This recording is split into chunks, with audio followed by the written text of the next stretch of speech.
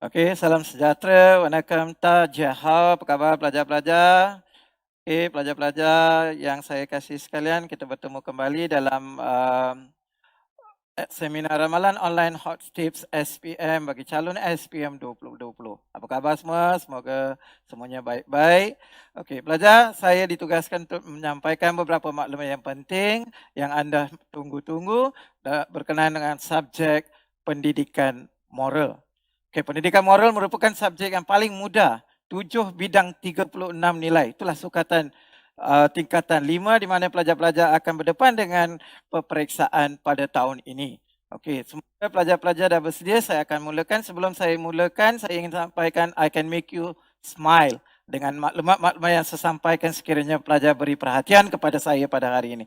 Okey, kita akan mulakan. Sebelum saya mulakan sesi saya ni, saya mulakan dengan satu kata-kata hikmah. Success is when your signature changes to autograph. Itulah yang dikatakan oleh APJ Abdul Kalam. Semoga semua pelajar-pelajar, tanda tangan pelajar pada satu masa akan datang akan jadi autograph yang mana ditunggu-tunggu oleh ramai peminat pelajar-pelajar yang telah berjaya dalam hidup. Okey, kita akan mulakan pelajar. Okey, pendidikan moral.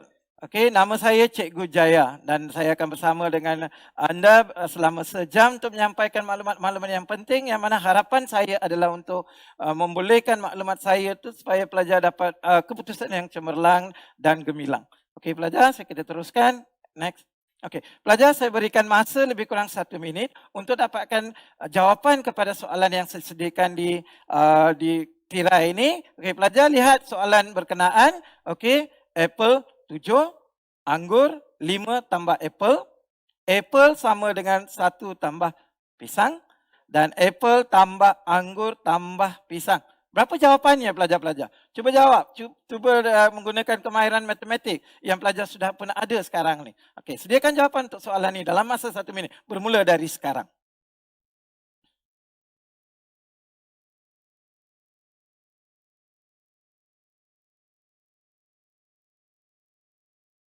Okey pelajar, saya rasa pelajar-pelajar tengah berusaha untuk mencari jawapan yang untuk soalan yang paling mudah untuk anda.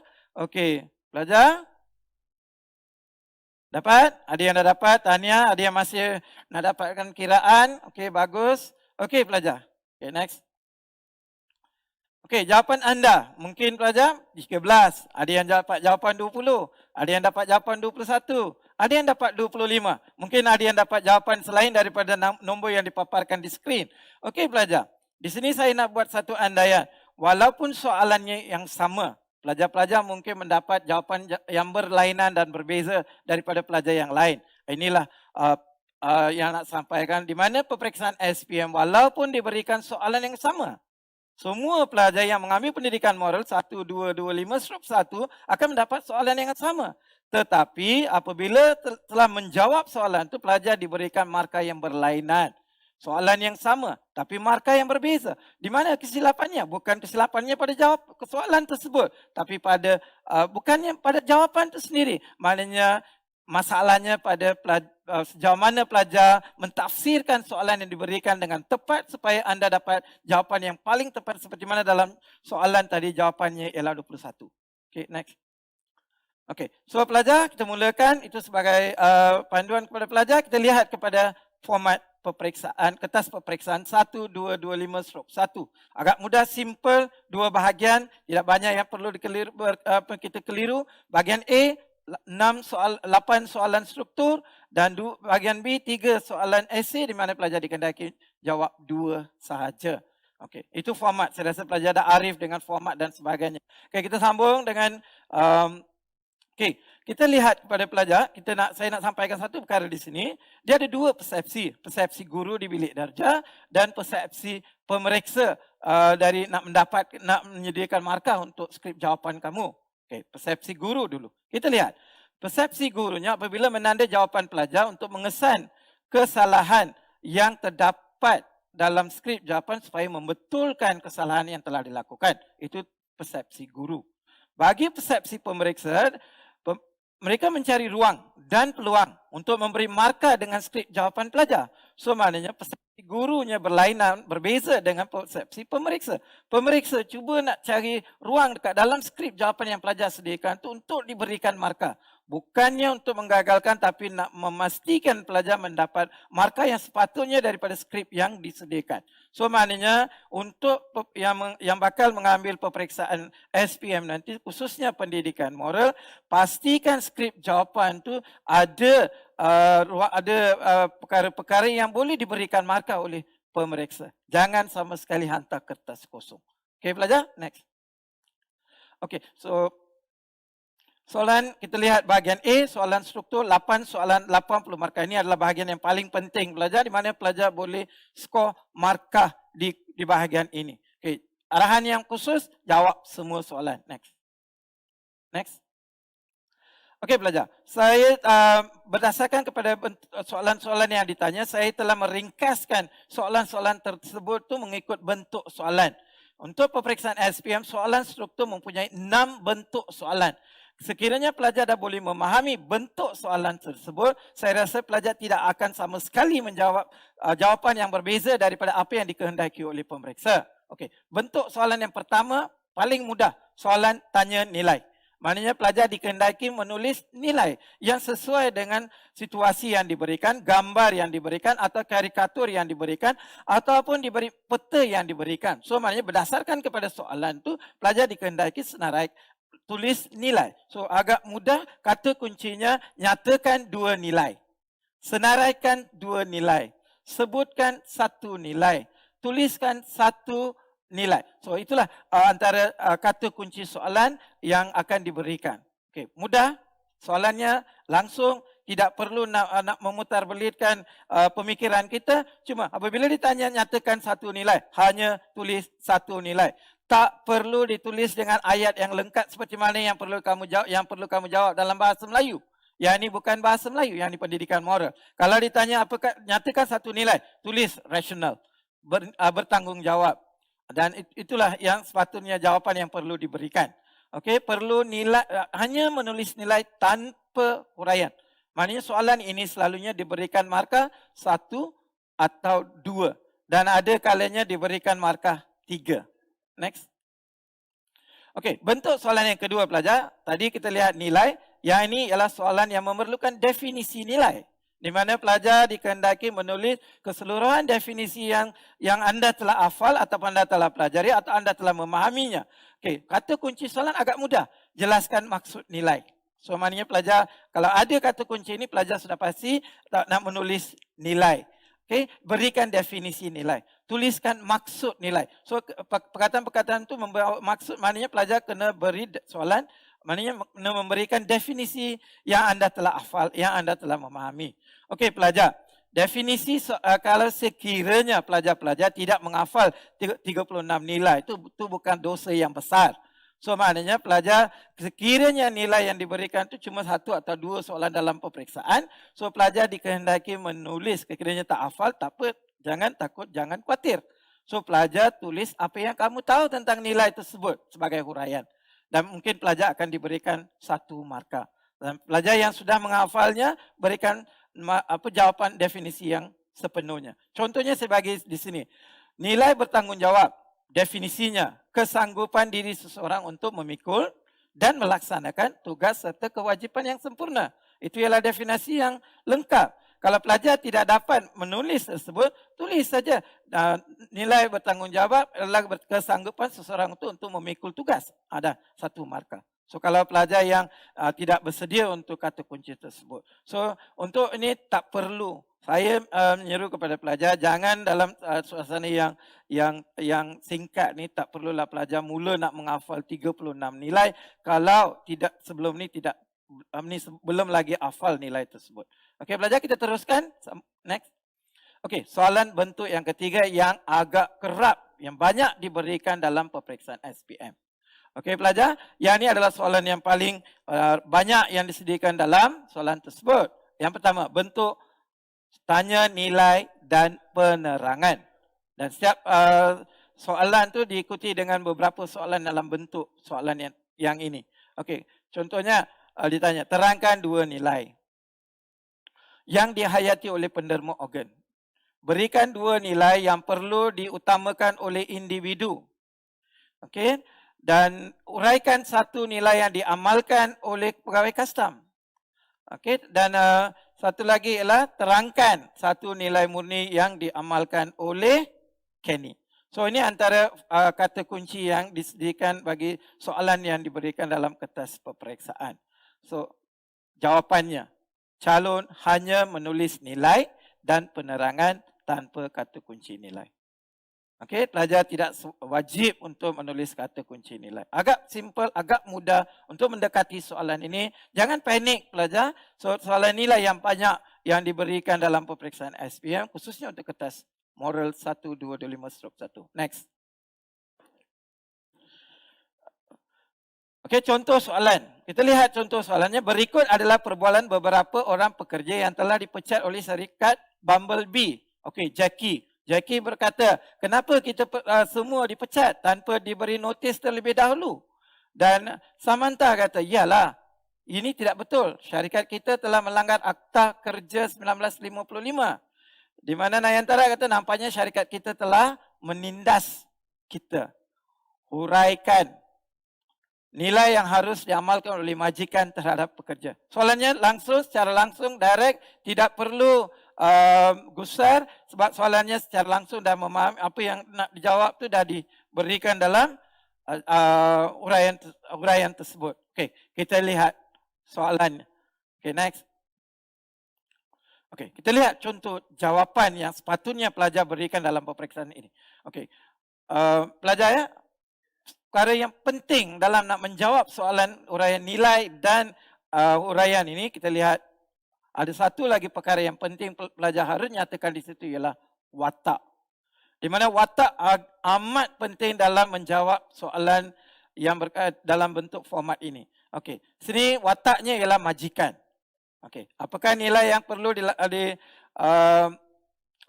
oleh majikan? So, kita ambil majikan itu sebagai watak, harus mengamalkan nilai bertanggungjawab.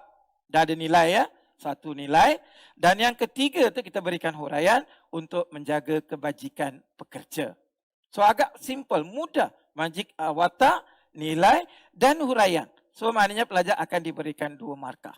Dan 2 markah yang seterusnya datang daripada jawapan yang kedua. Okey, majikan juga harus mengamalkan nilai rasional supaya menyediakan pampasan yang adil. So di sini pelajar telah mengemukakan 2 nilai dan 2 huraian yang berkaitan dengan nilai yang telah anda berikan. So maknanya pelajar atau calon peperiksaan akan diberikan 4 markah penuh untuk jawapan ini. So agak mudah ya pelajar. So yang inilah yang dikehendaki oleh pemeriksa untuk diberikan markah kepada calon-calon yang bakal mengambil peperiksaan pendidikan moral pada hari yang tertentu nanti. Okey, kita next. Next. Okey, soalan yang kedua. Kita lihat soalan senario ni yang biasa kita lihat disebabkan oleh norma baru dengan CMCO ataupun PKP ini, harga-harga barang tu ramai yang keluar ya kata harga barangannya telah naik. Saya ambil senario tu ataupun situasi tersebut sebagai soalan. Senario di bawah menunjukkan situasi di sebuah gerai menjual daging ayam. Okey, ini perkara biasalah Mumtaz. Ini kan musim perayaan. Itu adalah kata-kata yang diucapkan oleh peniaga terhadap kenyataan yang dikemukakan oleh Puan Mumtaz. Okey, mahalnya harga ayam. Ni, bukankah kerajaan kita sudah menetapkan harga silingnya? Itu sebagai seorang pengguna menyatakan keluhannya. Okey, soalannya, terangkan 2 nilai yang harus diamalkan oleh pengguna. Wataknya pengguna ya, supaya tidak terberdaya dengan taktik peniaga. Soalan dia. So pelajar seharusnya memahami kehendak soalan. Watak pengguna dan nilai. Dia dikehendaki menjawab 2 nilai. Okey pelajar? So kita lihat apa jawapan dia. Bagaimanakah jawapan yang sepatutnya diharapkan oleh pemeriksa? Next. Okey. Okey, tengok format jawapannya watak ditambah dengan nilai dan diikuti dengan huraian. Contoh jawapan. Pengguna, saya dah kata tadi pelajar, beri perhatian kepada watak. Pengguna harus mengamalkan nilai melindungi hak pengguna. Itu nilai yang sesuai dengan situasi ini. Okey, dengan boikot membeli barangan yang dinaikkan harga. Itu adalah huraian. Okey pelajar. So kita lihat yang kedua. pengguna watak ya yang harus mengamalkan nilai rasional agar membandingkan harga sebelum membeli. So maknanya saya rasa pelajar tidak akan lari ataupun terkeluar daripada ruang lingkup jawapan sekiranya pelajar dapat menggunakan apa saja maklumat yang terdapat dalam soalan tersebut. Agak mudah, simple. Inilah yang dikehendaki oleh pemeriksa supaya pelajar dapat markah yang sepenuhnya. Okey, next. Kita lihat bentuk soalan yang keempat pelajar. Yang ini yang banyak diberikan dan setiap soalan struktur tu sudah pasti ada bentuk soalan ini, iaitu soalan tanya fakta. Fakta ni agak mudah pelajar, yang pelajar bukan sesuatu yang baru dan pelajar sudah pun mengetahuinya dalam tingkatan 4 dan pun dalam tingkatan 5 sewaktu anda telah pun di sekolah. Okey, kita lihat tanya fakta. Biasanya soalan tanya fakta ni tertumpu kepada 3 aspek. Sebab, kesan, langkah. Inilah SKL. Sebab, kesan, langkah. Dia akan tanya 2 cara. 3 faktor. Uraikan 2 kesan. Jelaskan 2 tindakan. Terangkan 3 impak negatif. Sebutkan 2 kekangan. Kekangan itu bermaksud halangan. Apakah punca? Ini antara soalan-soalan yang sering dikemukakan untuk setiap isu soalan yang diberikan dalam peperiksaan. So pelajar sudah, kalau sekiranya anda dah biasa dengan kata kunci ini dan memahami kehendak kata kunci ini, saya rasa nak jawab soalan itu agak mudah. So dalam soalan ini, biasanya dia bermula dengan 1 markah, 2, ada yang 3, ada yang 4, paling tinggi 6 markah di mana dikehendaki menulis 3 kesan atau 3 langkah atau 3 tindakan. Okey, next. Next. Okey. So kita lihat soalannya pelajar. Saya ambil gambar. Kita ambil gambar ya. Saya rasa gambar yang menunjukkan salah satu hidupan laut itu terumbu karang. Saya rasa semua pelajar Arif tahu ya apa itu terumbu karang dan sebagainya. Kita lihat soalan dia. Jelaskan 3 faktor yang menyebabkan kemusnahan terumbu karang. Okey, pelajar, selepas membaca soalan, pastikan anda beri perhatian kepada peruntukan markah yang diberikan untuk soalan tersebut. Yang itulah amat penting. Bila dibagi 3 markah dan ditanya 3 faktor, pelajar tidak perlu buat huraian. Kalau soalannya memerlukan 2 faktor dan diberikan 4 markah, okey, pelajar perlu membuat soalan tersebut maknanya 1 faktor dengan 1 huraian. So maknanya pelajar hanya kemukakan 2 faktor diikuti dengan huraian untuk fakta tersebut. Itulah yang perlu kamu lakukan. Okey, kita cuba lihat contoh jawapan yang saya sediakan. Okey, format jawapan faktor. Okey, jawapan faktor di mana 1 faktor 1 markah. Sebab dibagi 3 saja. Okey, so mudah saja. Mengapa terumbu karang diancam? Bagaimanakah dia ancam? So, jawapan dia, tumpahan minyak akibat kemalangan kapal laut. Okey. Yang kedua, penangkapan ikan menggunakan pukai harimau. Pembuangan sampah, barangan plastik. So, ini adalah 3. Yang ini common, yang mudah yang dapat. Faktor-faktornya tak perlulah nak fikir terlalu lama ya. So, apa yang pelajar tahu, apa yang pelajar sudah baca, apa yang pelajar sudah dengar, so itulah maklumat yang digunakan untuk jawab soalan yang sedemikian. Tak perlu banyak nak fikir. Okey pelajar, so saya harap pelajar-pelajar boleh ikuti apa yang saya sampaikan ini ini merupakan bentuk soalan yang keempat. Okey, kita teruskan dengan bentuk soalan yang ini ada satu lagi contoh. Berikut ialah jenayah siber yang kerap dilakukan oleh remaja dalam internet. Sekarang ni kerap jenayah siber ni menjadi satu topik yang besar ya yang dibincangkan oleh semua pihak nak mengawal jenayah siber ni yang semakin kerap ya. Okey, maklumat yang diberikan ialah jenis-jenis jenayah siber. Menggoda maklumat orang lain. Ini menggoda maknanya mengambil maklumat orang lain tanpa diketahui olehnya. Mengeluarkan maklumat palsu dalam Facebook. Ini biasa. Memfitnah pengguna internet dengan sesuka hati. Ini yang sepatutnya dilakukan. Menyebarkan bahan-bahan berunsur negatif dalam internet.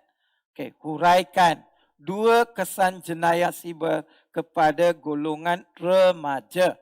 Seperti mana yang saya katakan sebelum ni pelajar, setiap soalan yang fakta ni, pelajar juga perlu rujuk kepada wataknya. Siapa pelaku dia?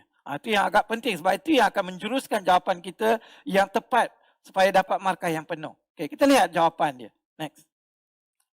Okey, contoh jawapan. Watak tambah fakta, kesan ya, dan diikuti dengan satu huraian. Okey, 4 markah, 2 jawapannya. Memang disediakan ruangan jawapan yang sesuai untuk pelajar dalam kertas soalan tersebut. Pelajar tidak perlu nak tulis 1, 2 dan sebagainya. Memang dah tersedia dalam kertas soalan tersebut. Okey, remaja, watak ya. Remaja boleh diheret ke mahkamah. Kalau golongan remaja terlibat dengan salah satu daripada jenayah siber tu, mungkin anda boleh diheret ke mahkamah. Itu ialah fakta. So yang seterusnya kita huraikan fakta tersebut. Okey, so sehingga boleh mencemarkan imej diri. Sesiapa yang diheret ke mahkamah sudah pastilah imej dirinya tercela. So itu yang itu diberikan sebagai huraian. Saya rasa pelajar boleh ikuti ya dalam keadaan ini. Okey, yang kedua, remaja, wataknya ya, remaja membazir masa yang menjejaskan masa depan mereka. Inilah kebanyakan remaja yang menggunakan internet dengan wenang-wenangnya tanpa melihat kepada masa. Sebab masa itu amat penting kepada kita untuk menjanakan atau menentukan masa depan kita pelajar. Okey, so itu 2 fakta dan diikuti dengan 2 huraian. Simple, mudah, begitu saja. Tak perlu nak banyak yang perlu kamu merunsing ataupun berfikir dalam dewan peperiksaan tersebut. Okey, belajar? Sambung. Next. Okey. Soalan yang kelima. Bentuk soalan yang kelima untuk soalan struktur. Yang ini paling ramai yang rasa macam takut ya. Bila dengar je perkataan kebat tu seolah-olah dia dah demam panas. Apalah dia nak taja kebat ni. Dah demam panas ya. Dalam dewan peperiksaan walaupun dia sejuk, dia dah berpeluh dah dengan soalan kebat ni. So kita lihat soalan kebat ni bukan apa pun. Bukan datang dari langit pun. Cuma datang daripada buku dan apa pengetahuan kita dan sebagainya. Okey, kita lihat bentuk soalan kebat. Kemahiran berfikir aras tinggi. Tak sebagaimana tinggi pun. Cuma pelajar yang rajin, pelajar yang membaca banyak maklumat, yang banyak berbincang tentang isu-isu yang semasa ni dah tak ada isu pun nak jawab soalan ini. Cuma persediaan mental pelajar tu akan memberikan jawapan yang tepat dalam dewan peperiksaan. So maknanya pelajar kena bersedia secara fizikal satu, yang kedua secara mental. Supaya lebih tenang ya untuk berfikir jawapan-jawapan untuk soalan yang dikemukakan itu. Okey pelajar, kita lihat bentuk soalan ni. Biasanya dia bermula dengan kata kunci soalan pada pendapat anda. So maknanya pelajar perlu berfikir untuk memberikan maklumat yang dikehendaki dalam soalan tu. Nyatakan pendirian anda. What is your stand? Bagaimanakah anda menghargai pengorbanan pengorbanan tentera? Okey, wajarkah budaya swafoto dibenarkan? Okey, wajarkah budaya swafoto? Kalau tak pasti dengan perkataan, cuba lihat maklumat yang diberikan dalam soalan tersebut. Mungkin ada tips yang diberikan untuk pelajar memahami apa itu swafoto. Saya rasa tak ada isu ya. Swafoto sekarang ini satu budaya yang paling popular dalam kalangan semua orang yang menggunakan gadget. Okey, kita lihat catatan ya pelajar. Calon hanya menulis pendapat dan huraian pendapat. Okey, menulis pendapat dan huraian pendapat. Satu pendapat dan jelaskan huraian. Dan hanya menulis nilai jika ditanya. Tidak perlu ada nilai dalam soalan ini.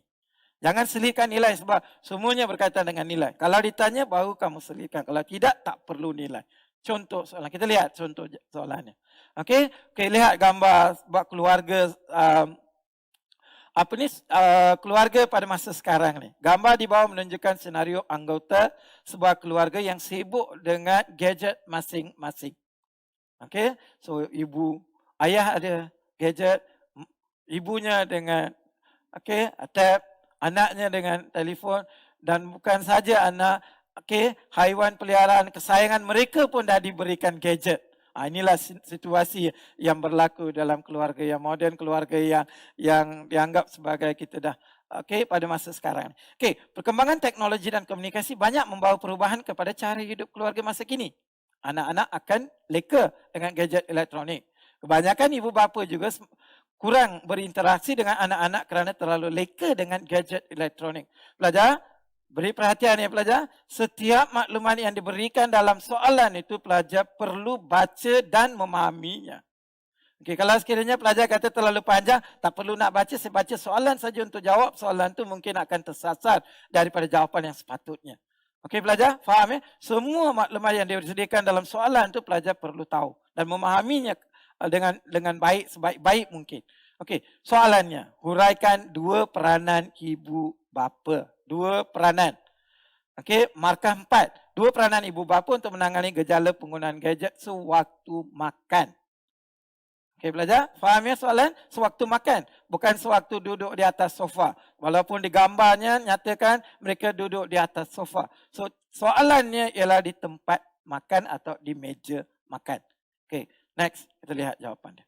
Okey, format jawapan pelajar. Sekali lagi saya ingatkan kepada pelajar-pelajar yang saya sayangi dan bakal akan mendapatkan markah skor yang paling baik untuk kertas moral ni. Lihat pelajar, format jawapan ini juga memerlukan watak diberikan keutamaan. Siapa? Okey, dan kamu beri fakta, kamu berikan maklumat dan kemudian diikuti dengan huraian. Ibu bapa, watak ya, menjadi suri teladan, role model dengan tidak menggunakan gadget sewaktu makan. Ini yang sepatutnya dilakukan oleh ibu bapa. Mereka jadi contoh. Itu yang mudah, tak perlu nak fikir. Itulah sepatutnya yang dilakukan. Yang kedua, jawapan yang kedua, fakta yang kedua, ibu bapa menetapkan peraturan. So mereka perlu ada peraturan. Mana setiap isi rumah, setiap keluarga, di dalamnya dia ada beberapa peraturan. Di mana peraturan itu perlu diikuti ataupun perlu dilaksanakan oleh ahli-ahli dalam keluarga tersebut. So di sini kita katakan ibu bapa menetapkan peraturan supaya gadget dilarang sewaktu makan. Kalau kedua-dua diramalkan, saya kita kalau inilah jawapan yang diberikan oleh pelajar tu, saya rasa pelajar sudah layak mendapat 4 markah penuh untuk soalan ini. Okay, tak perlu banyak fikiran, cuma lihat apa yang kamu boleh fikirkan dalam ruang yang disediakan dalam soalan tersebut. Okey pelajar, next. Okey, bahagian soalan struktur, bentuk soalan yang ke-6. Yang ini yang penting pelajar sebab dalam beberapa tahun yang kebelakangan ini, soalan-soalannya selalunya diberikan apa kata kunci yang memerlukan jawapan. Maksudnya soalan yang memerlukan jawapan. Ya atau tidak. Itu antara jawapan. Contohnya dimula dengan soalannya selalu bermula dengan kata kunci. Wajarkah? Okey, jawapannya ada dua ya, wajar atau tidak. Perlu dinyatakan, wajib dinyatakan oleh pelajar atau calon semasa menjawab soalan. Patutkah? So pelajar calon perlu jawab patut, tidak patut. Saya, okey, apakah perasaan anda? Okey, kalau kamu diberikan gambar, katalah di sekeping gambar yang berkaitan dengan penderaan kanak-kanak.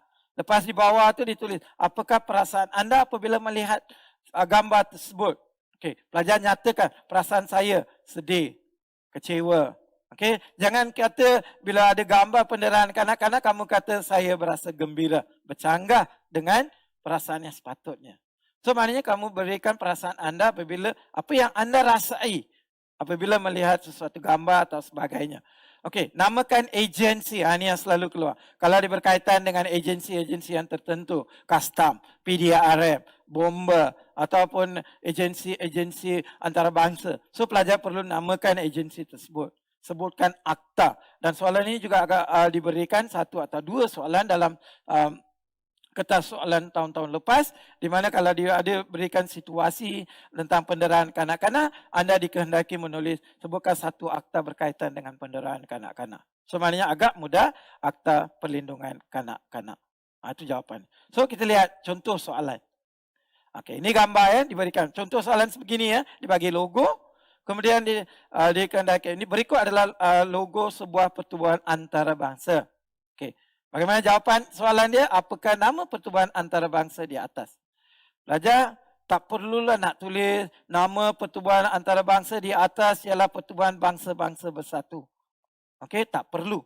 Pelajar dengan ringkas, dengan mudah. Tak perlu nak gunakan ayat yang lengkap, ayat yang penuh dan sebagainya. Nak fikirkan dalam masa situasi tersebut. Jawab saja Pertubuhan Bangsa-Bangsa Bersatu. Okay, itu saja yang dikehendaki lakukan oleh pelajar dalam dalam nak menjawab atau mendekati soalan yang sedemikian. Kadang-kadang dibagi gambar, beberapa keping gambar tentang katalah monumen-monumen yang ada di negara kita. Dan kemudian diminta anda menulis namakan 2 monumen yang diberikan dalam gambar tersebut. So ikut je apa yang kamu tahu. Contohnya bangunan, katalah dibagi bangunan bangunan berkembar Petronas. Tulislah kat situ. Okay, itulah antara soalan yang pelajar perlu jawab. Okay, next. Next. Okey pelajar, sebelum ke bahagian B, saya ada beberapa perkara yang perlu saya nak agihkan dengan pelajar. Okey, untuk pelajar-pelajar yang sudah lama berada di rumah dengan CMCO dan PKP ini, pelajar mungkin berada di ruang lingkup 4 dinding di rumah dan dengan sibuk dengan membuat persiapan peperiksaan dan sebagainya. Okey, untuk pendidikan moral, subjek pendidikan moral saya bagi petua yang paling mudah, paling senang untuk jawab soalan-soalan yang diberikan dalam peperiksaan. Petuanya agak mudah pelajar. Petuanya ialah, saya rasa antara ramai yang mengikuti sesi ini, ramai antaranya dah pun pernah sampai ke Batu Cave, ya, satu tempat yang kerap dikunjungi oleh semua ya. Okey, mungkin dah sampai Batu Cave. Sebelum nak naik ataupun nak tapak ke atas tangga tu, di depan tu ada pintu gerbang yang besar. Di atas pintu gerbang tu dia terletak 3 patung monyet. Dan patung tu dia tutup mata, satu lagi dia tutup telinga, satu lagi patung tu dia tutup mulut. Okey, dan itu secara simboliknya ada beberapa perkara yang nak disampaikan. Okey, untuk pendidikan moral tu saya ambil simbolik tersebut untuk menyampaikan beberapa maklumat kepada pelajar. Untuk pelajar-pelajar yang bakal menduduki peperiksaan moral ni, petua saya agak mudah. Pelajar, buka mata, buka telinga dan buka mulut. Okey, bukan untuk perkara-perkara yang lain, tapi untuk dapatkan maklumat yang secukupnya, lengkapnya untuk sebagai persediaan untuk jawab soalan. Buka mata, melihat apa yang berlaku di sekitar kita. Lihat apa yang berlaku. Okey, apa peristiwa yang berlaku? Apa yang digambarkan? Apa yang perkara-perkara, peristiwa-peristiwa yang berlaku di sekitar kita dan di antara bangsa. Lihat. Perkara yang kedua, petua yang kedua, dengar. Dengar apa yang berlaku dalam berita, dengar kabar, dengar apa yang TV atau berita TV membincangkan tentang suasana semasa, isu-isu semasa, dengar. Dan juga dengar daripada kawan-kawan yang membincangkan tentang perkara-perkara yang tertentu, tentang isu-isu semasa, dengar. Yang ketiga, kamu buka mulut untuk buat perbincangan bersama dengan kawan. Agak mudah, gadget dah ada. So hanya nak letak topik dan tajuk, kita buka atau bincang tentang sesuatu isu.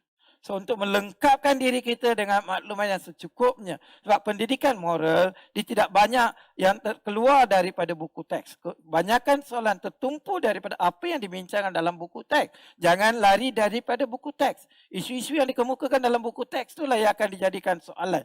So itu sebabnya untuk pendidikan moral, buku teks amat penting untuk pelajar. Buku teks tingkatan 4 dan tingkatan 5. Go through, sleep. Satu persatu lihat isu-isu yang dibincangkan dalam buku teks tersebut. Itulah bakal akan ditanya soalan nanti. Dia tidak akan keluar daripada itu. Mungkin 1-2 soalan itu berkaitan dengan isu-isu yang berlaku sekitar kita. Okey pelajar. So kita teruskan dengan bahagian B, di mana pelajar-pelajar perlu beri perhatian kepada bahagian B, soalan esei. Okey. Di sini ramai yang kata soalan esei itu agak sukar sebab sukar nak jawab dan sebagainya. Simple pelajar. Soalannya 3. Yang diberi 3 soalan dan pelajar dikehendaki menjawab 2 soalan. Okey. Dan markah di sini adalah 20 markah, setiap soalan 10 markah. Saya rasa yang ini pelajar dah tidak ada masalah dan kita teruskan dengan soalan. Bentuk soalannya dulu. Okey. Okey, soalan pertama. Bentuk soalan pertama. Okey, soalan yang bertanyakan nilai. Okey, yang ada nilai. Okey pelajar, so huraikan nilai yang perlu diamalkan oleh rakyat Malaysia. Kalau sekiranya ada perkataan nilai itu sudah pasti, jawapan yang pelajar berikan mesti ada nilai. Huraikan jawapan anda berdasarkan nilai-nilai murni yang dipelajari. Jawapan anda hendaklah berdasarkan nilai-nilai murni yang dipelajari. beri hujah anda berdasarkan nilai-nilai murni yang dipelajari. So kesemua kata kunci soalan tu hampir sama, membawa maksud yang sama pelajar. Di mana esei pelajar perlu diselitkan dengan nilai-nilai yang sesuai dengan isu yang dikemukakan. Okey pelajar, dengar ya, ini yang paling penting. Pelajar perlu menulis nilai maksima 3 nilai. So, walaupun pelajar tulis 10 nilai dalam esei tersebut, markah hanya diberikan kepada 3 nilai maksima. So, itu sebabnya kalau pelajar yang dah tahu yang 3 nilai itu sesuai dengan isu, dah cukup dengan 3. Kalau ada kalanya cikgu minta supaya pelajar tulis 5 nilai. Kalau ada nilai yang tidak sesuai dan dimasukkan dalam jawapan tu, dan nilai yang keempat dan kelima tu akan memberikan satu lagi markah kepada pelajar-pelajar. So itu ialah skill ya yang pelajar boleh gunakan dalam masa Dewan Peperiksaan. Okey pelajar, saya harap pelajar faham bentuk soalan yang pertama. Inilah paling banyak ya, bentuk soalan ini paling banyak dikemukakan dalam peperiksaan dalam tahun-tahun yang lepas. Kita lihat bahagian yang kedua. Next. Bentuk soalan yang kedua. Ini bentuk soalan esei fakta. Seperti mana saya kata sebelum ni, fakta ni berdasarkan 3 aspek yang utama. Sebab, kesan, langkah, punca, tindakan dan kesan. So itu antara soalan yang boleh dikemukakan untuk soalan fakta. Dan ada kalanya soalan fakta tu digambling ataupun digabungkan dengan nilai. Huraikan kesan terhadap masyarakat dan negara. Cadangkan langkah-langkah yang harus diambil oleh ibu bapa. Huraikan cara dan kepentingan kempen hijaukan bumi. Okey pelajar, walaupun dalam soalan fakta ni tidak ada dikatakan tentang nilai. Okey. Ini satu lagi perkara yang perlu dilakukan oleh pelajar yang mudah ya. Walaupun ditanya tentang keperluan nilai dalam soalan tersebut, saya minta pelajar tulis sekurang-kurangnya 3 nilai. Walaupun ditanya, tak ada dalam situ dikata, uraikan cara-cara dan kepentingan kempen hijaukan bumi di negara kita. Okay, kamu nak uraikan tentang kepentingan. Tak ada soalan nilai pun dalam soalan tersebut. Tapi saya minta pelajar-pelajar selitkan nilai itu dalam waktu nak menjawab soalan tersebut sekurang-kurangnya 3 nilai. Agak mudah sebab 3 nilai dah ada 3 markah. Dan 7 markah lagi datang daripada huraian pelajar atau fakta yang dikemukakan oleh pelajar. Okey pelajar, itu yang sepatutnya bentuk atau format yang perlu pelajar gunakan. Soalan nilai, tak ada nilai, so pelajar cuba selitkan 3 nilai maksimum. Okey. Next. Okey, bentuk soalan yang ketiga pelajar. Seperti mana yang ada dalam soalan struktur tu. Kita lihat soalan yang ketiga ialah soalan esei kebat yang nak menguji sejauh mana pelajar-pelajar menggarap perkara-perkara yang berlaku di sekitar kita. Contoh soalan ini biasanya ditanya, mengapakah rakyat Malaysia menerima sambutan perayaan pelbagai kaum? Okey, wajarkah budaya swafoto diamalkan dalam budaya kita seharian? Sejauh manakah anda mengamalkan cara hidup lestari? Okey, ini antara contoh-contoh soalan ya, ataupun skop soalan yang boleh bakal dikemukakan dalam peperiksaan. Okey, apa keperluan pelajar? Calon menulis 3 nilai maksima. 3 nilai dan diikuti dengan 7 huraian. Kebat ya. So kebat tu ialah macam esei BM, esei ringkas BM. Ditanya cara-cara katalah cara-cara untuk menjadikan sebuah keluarga itu keluarga bahagia. Contohnya. So maknanya pelajar kena bagi cara je lah. So maknanya tak perlu nak risau sangat. Dari manalah nak dapat jawapan. Jangan selalu pandang ke atas dari langit. Mungkin pelajar-pelajar tidak akan diberikan wahyu yang untuk dapat jawapan dan sebagainya. So pelajar, gunakan apa yang dah tersedia. Gunakan peluang. Tenangkan diri kamu dan untuk menjawab soalan tersebut. Okey, so kita lihat contoh soalan. Okay, next. Okay pelajar. So saya nak bincang soalan ni dari 2 sudut dia pelajar. Okay, gambar ni, selamat datang ke rumah orang tua Al-Ikhlas. Dan kita dapati gambar yang kedua tu seorang anak tu membawa ibunya yang dah berusia tu mengantar ke rumah orang tua yang tersebut. Terdapat setengah anak yang mengambil keputusan untuk menempatkan ibu bapa mereka di rumah orang-orang tua. Okey, ini kehendak maklumat yang diberikan untuk soalan tersebut. Soalannya, wajarkah tindakan anak-anak tersebut? Wajarkah? Yang tu sudah ada soalan ya pelajar. Wajarkah? Maknanya pelajar perlu jawab. Huraikan alasan anda berdasarkan nilai-nilai murni yang anda telah pelajari. So maknanya dia ada 3 aspek pelajar. Dia ada soalan, wajarkah?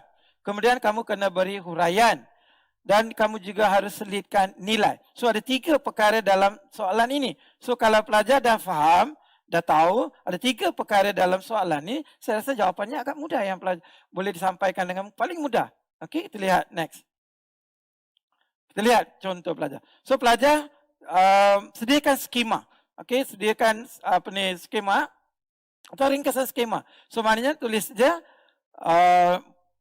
format dia mudah. So jawab soalan. Dia ada soalan ya. Kalau kamu pelajar atau calon rasa tidak wajar, tulis kat situ, tidak wajar. So itu akan diberikan 1 markah. Okey, nilai, tuliskan 3 nilai rasional. Okey, anak-anak perlu mengamalkan nilai rasional, nilai bertanggungjawab, nilai kasih sayang. Dah 3 markah. So pelajar untuk jawapan dah 1 markah, 3 nilai itu dah 3 markah dan pelajar dah dapat 4 markah dan 6 markah yang selebihnya datang daripada huraian yang anda akan kemukakan. Anak harus melaksanakan tugas menjaga ibu bapa, 1 huraian. Anak-anak perlu menyediakan tempat tinggal yang selesa untuk ibu bapa, itu 1 markah. Harus mengenang dan menghargai jasa ibu bapa. Okey, anak-anak, perbuatan ini akan menjatuhkan imej anak-anak, 1 markah. Ibu bapa akan merasa sangat sedih sekiranya ditinggalkan di rumah orang tua. Ibu bapa akan hilang tempat menumpang kasih. Okey pelajar, itu antara pilihan ayat-ayat yang saya kemukakan kat situ. Saya rasa pelajar boleh kemukakan lebih daripada apa yang saya catat kat situ. Mungkin boleh fikir lebih banyak lagi. Okey, untuk soalan tidak wajar. Okey, soalan ini juga pernah boleh ditanya, wajarkah? Tu boleh pelajar jawab dalam aspek wajar. Kalau pelajar kata wajar, anak-anak mengantar orang-orang atau ibu bapa mereka ke rumah seri kenangan. Kalau kamu rasa wajar, pelajar perlulah berikan alasan-alasan yang sesuai dengan jawapan yang anda pilih. Dalam peperiksaan, dalam soalan yang memerlukan wajar dan tidak wajar, tidak ada satu jawapan yang muktamad. Terpulang pada pelajar. Kalau pelajar rasa wajar, gunakan tulis wajar dengan alasan yang tertentu. Sebab sekarang ini ramai daripada anak-anaknya mengantar ibu bapa yang dah berusia tu ke rumah-rumah orang tua ni supaya mereka dapat teman yang baru. Mereka dapat suasana yang lebih selesa. Mereka dapat bergaul dengan orang-orang yang sebaya dengan mereka. Mereka dapat bertukar fikiran dengan kawan-kawan mereka. Itu antara perkara tu yang menyebabkan mereka mengantar ibu bapa mereka ke rumah-rumah orang tua supaya mereka lebih selesa. Berbanding dengan berada di rumah berseorangan. Itu dia ada pilihannya pelajar. Jadi tidak ada satu jawapan yang muktamad. Dan skema juga tidak disediakan secara satu. Maknanya mereka akan sediakan dalam soalan yang tersebut. Skemanya ada kedua-dua bahagian tersebut. Okey, kita teruskan. Okey, contoh soalan yang kedua pelajar, yang ini berkaitan dengan Greenpeace. Saya rasa pelajar pernah dengar dan juga pernah belajar dalam pendidikan moral. Okey, maklumat berikut berkaitan dengan contoh bantahan-bantahan pertubuhan Greenpeace di peringkat global antarabangsa ya. Okey, membantah ujian nuklear yang dilancarkan oleh beberapa negara yang terlibat dengan penciptaan senjata nuklear. Okey, antara negara-negara ya, mereka berpesan supaya ujian nuklear perlulah dihentikan untuk menjaga keamanan. Okey, itu adalah perjuangan Greenpeace. Satu lagi perjuangan membantah tindakan beberapa negara yang menjalankan industri memproses daging ikan paus untuk diekspor. Okey, yang ini berkaitan dengan hidupan laut. Ketiga, membantah pemusnahan hutan untuk kegiatan pembalakan, pembinaan, empangan dan industri. So, memang di negara kita sendiri pun kerajaan juga sedang berusaha untuk mengurangkan pembalakan supaya kawasan tadahan air dan alam semula jadi itu dikekalkan untuk generasi akan datang. Okey pelajar, so 3 maklumat. Saya berpesan kepada calon-calon yang pelajar-pelajar yang berada di depan saya ini. Pelajar pastikan anda ambil masa yang sesuai untuk membaca semua maklumat yang diberikan dalam soalan. Supaya jawapan pelajar tidak tersasar daripada jawapan yang sepatutnya. Soalan dia pelajar, setujukah anda bantahan-bantahan yang dilakukan oleh Pertubuhan Greenpeace? Okey, setujukah anda? Mudah. Ada soalan tak? Ada. Perlu tak ada jawapan? Patut. Okey, so kita lihat. Jawapan anda adalah berdasarkan nilai-nilai murni. So pelajar, watak Greenpeace. Okey, kemudian kamu lihat ada jawapan untuk soalan dan kemudian huraian. Okey, kita lihat kepada soalan. Contoh jawapan yang disediakan. Next. Okey, format jawapan wajib menulis watak. Tak kira dalam soalan esei pelajar wajib tulis jawapan. Watak wajib tulis watak.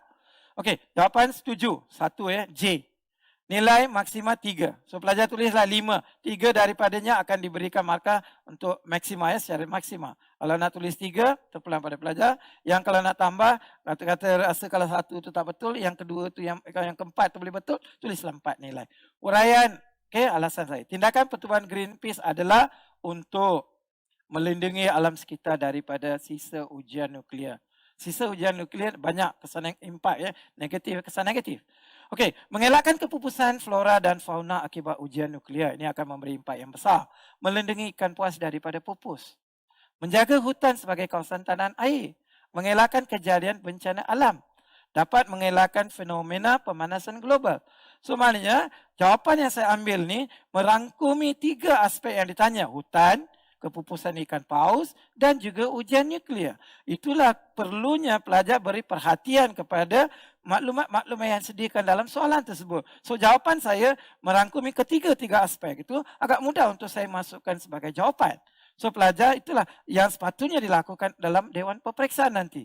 Okey pelajar, so pelajar inilah format atau yang diperlukan sebagai jawapan. Dan kalau pelajar nak tulis lebih daripada 6, nak tulis 10, nak tulis 15 atau nak tulis 20, terpulang pada pelajar.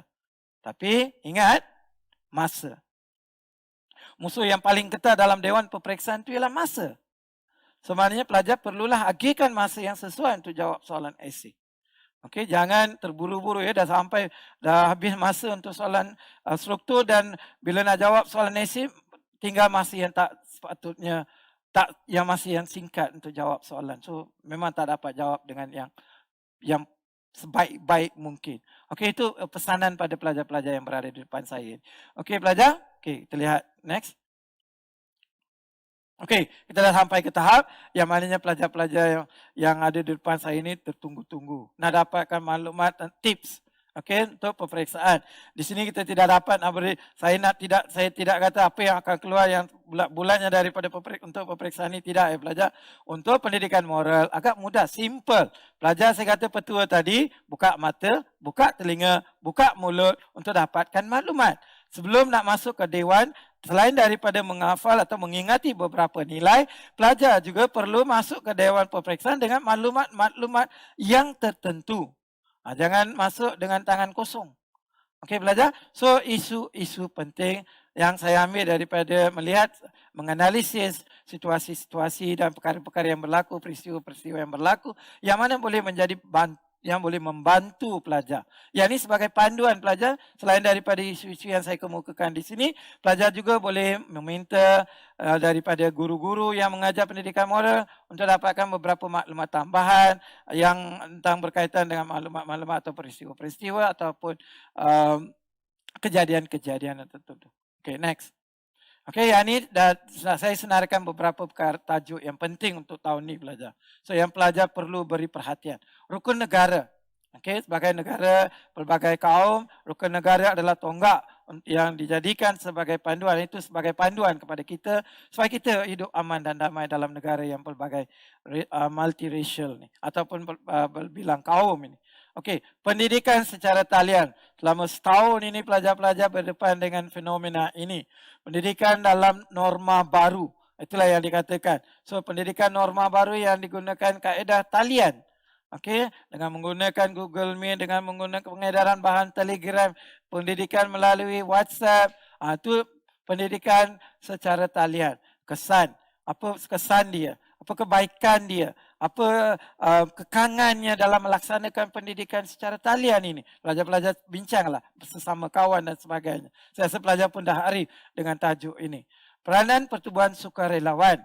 Apabila kita berdepan dengan pandemik COVID-19 ini, kita lihat badan-badan pertubuhan atau pertubuhan sukarelawan, badan-badan bukan kerajaan yang banyak yang turun padang nak menyelesaikan masalah-masalah yang dihadapi oleh masyarakat kita. Ada yang menghantar makanan, ada yang menyediakan kemudahan bantuan kewangan, ada yang membantu untuk menyediakan kemudahan pendidikan pelajar-pelajar dan sebagainya. Di situ kita lihat peranan mereka. Apakah peranan badan-badan sukarelawan ini? Mungkin skop tu akan diberi perhatian. Kemudian kita lihat masalah catuan air. Yang sering kita berdepan dengan gangguan air dan sebagainya. Punca. Bagaimana boleh mengatasi dan sebagainya. Lihat, beri perhatian kepada perkara tersebut. Kenaikan harga barangan ialah fenomena yang sering dihadapi oleh ibu bapa kita. Yang merungut setiap hari. Kata harga barang dah naik. Apakah cara, apakah pendekatan yang kita boleh amalkan supaya kenaikan barang-barang itu dapat diatasi dengan cara yang berhemah. Dan kita juga lihat apakah peranan persatuan pengguna di sini. Okey, keganasan rumah tangga kita dah baca dalam akhbar, kita dah dengar dalam berita katakan sewaktu PKP ini kejadian-kejadian keganasan rumah tangga semakin meningkat. Dan kita ambil tiba daripada situ tu mungkin boleh dijadikan skop soalan dalam untuk peperiksaan tahun ini. Perintah kawalan pergerakan. Dan ini agak yang pelajar dah biasa dah selama setahun ini.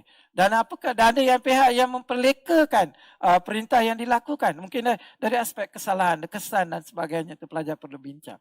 Okey, penyakit berjangkit khususnya pandemik COVID-19. Mungkin akan ditanya dari aspek itu.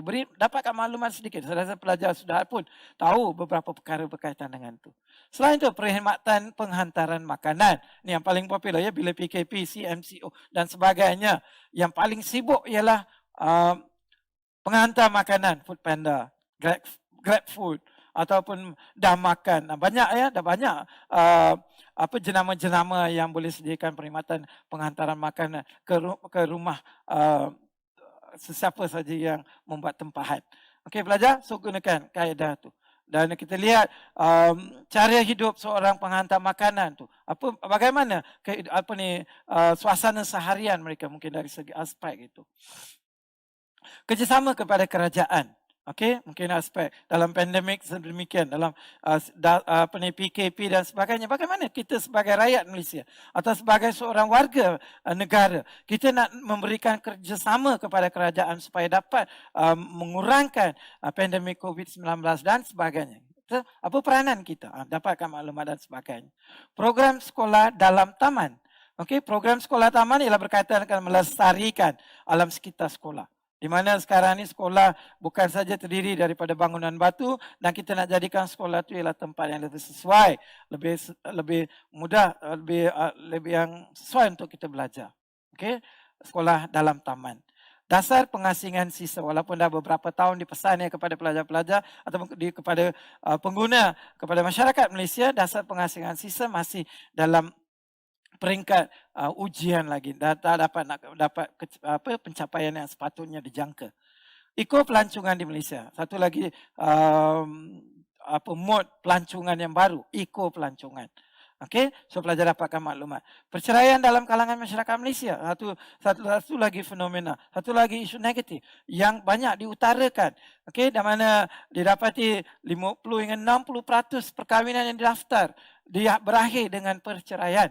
Okey, ini adalah satu masalah yang sepatutnya kita anggap dan diberi perhatian dan diperhalusi supaya dapat mengurangkan kadar perceraian.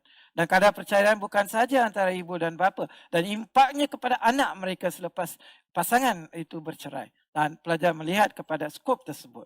Masalah pemecatan kerja yang dah jadi fenomena yang biasa sekarang. Ramai yang hilang pekerjaan sewaktu PKP ini.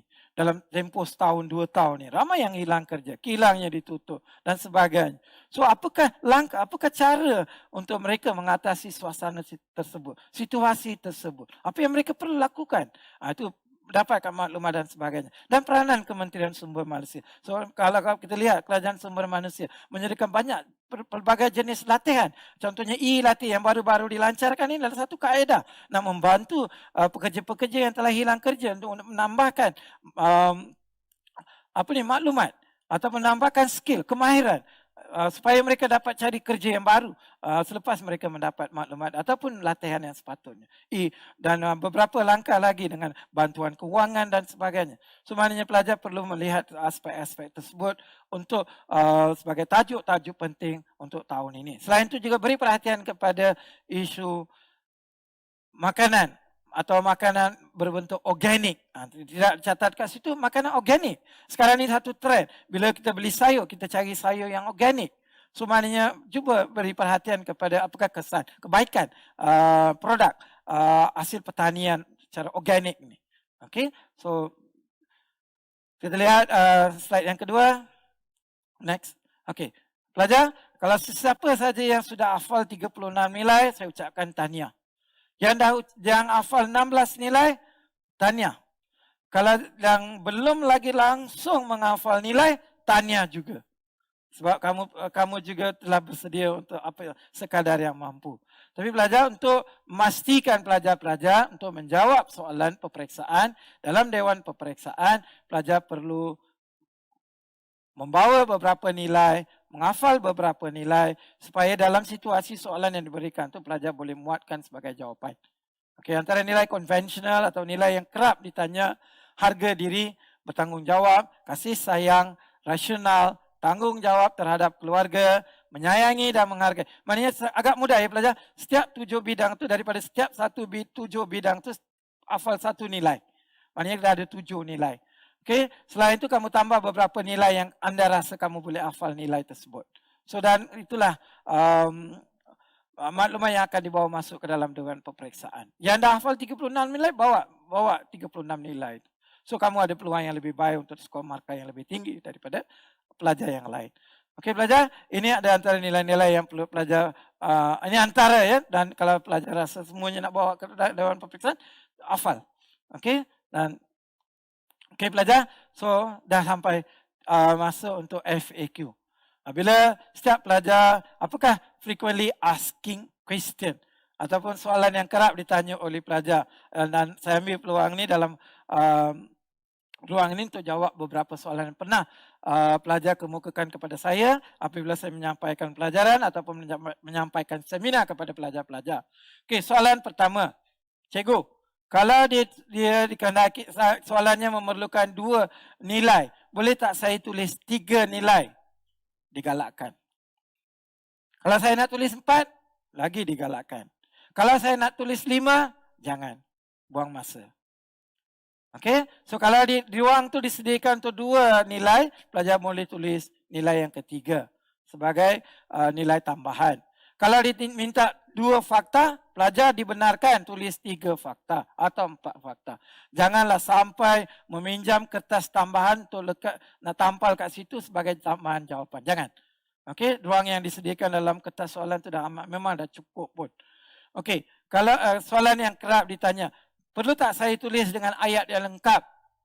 Okay, kalau ditanya apakah nilai yang anda yang 2 nilai, perlu tak saya tulis soalan jawapan tu dengan ayat yang 2 nilai yang saya dapati daripada gambar tersebut di atas ialah? Tak perlu pelajar. Tuliskan saja nilai. Tak perlu ada ayat yang lengkap. Tidak ada orang yang akan penalize ataupun denda kamu sebab kamu tidak tulis jawapan dengan nilai tersebut, dengan ayat yang penuh. Okay, soalan yang ketiga. Okay, yang kerap ditanya. Soalan esei. Kalau arahannya memerlukan 2 jawapan. Boleh tak saya tulis soalan yang ketiga tu? Memang digalakkan. Tu pelajar-pelajar SPM, pelajar dinasihatkan untuk menulis ketiga-tiga esei tersebut sekiranya ada masa. Okey, sebab apa saya pesan kepada pelajar-pelajar? Katalah soalan esei pertama pelajar dapat 10 markah. Very good. Soalan esei yang kedua, pelajar dapat sejumlah 8 markah. Tetapi apabila pelajar dah menulis esei yang ketiga, tugas pemeriksa ialah untuk memeriksa esei yang ketiga tersebut. Katalah esei ketiga tu kamu dapat 10 markah. So di situ pelajar dapat tambah 2 markah sebab pemeriksa akan ambil esei yang dapat paling tinggi markahnya. So pelajar sudah ada ruang. Okay, itu dah peluang yang disediakan oleh pelajar sendiri untuk dapat nak tambahkan markah pelajar.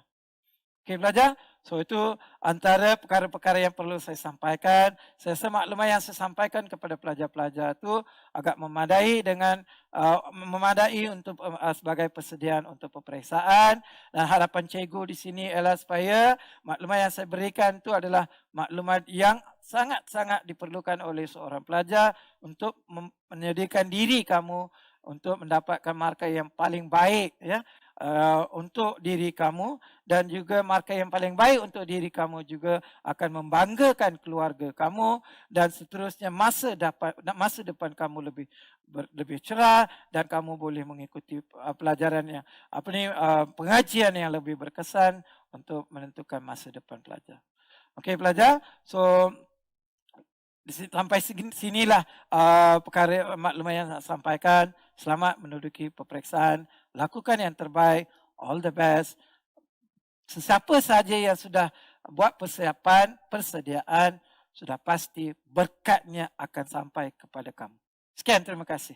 All the best, students.